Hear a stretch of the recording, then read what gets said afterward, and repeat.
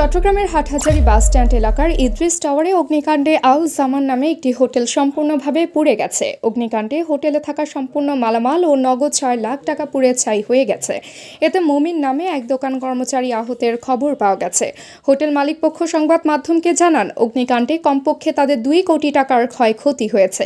টাকা ছিল ৬-৭ লাখ টাকা, ২.৫ কোটি টাকা মনে করেন আপনার ক্ষতি। ডেকোরেশন আর এসি মিলে সবগুলো বিশাল ক্ষতি। হাটহাজারী ফায়ার সার্ভিস ও হোটেল মালিক সূত্রে জানা যায়, বৃহস্পতিবার ভোরে বৈদ্যুতিক শর্ট সার্কিট থেকে আগুনের সূত্রপাত হয়।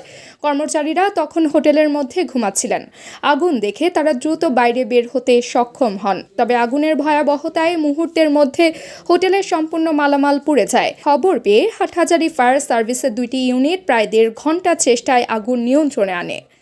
হাটহাজারী ফায়ার সার্ভিসের সিনিয়র স্টেশন কর্মকর্তা আব্দুল মান্নান গণমাধ্যমকে অগ্নিকাণ্ডের বিষয়টি নিশ্চিত করেছেন।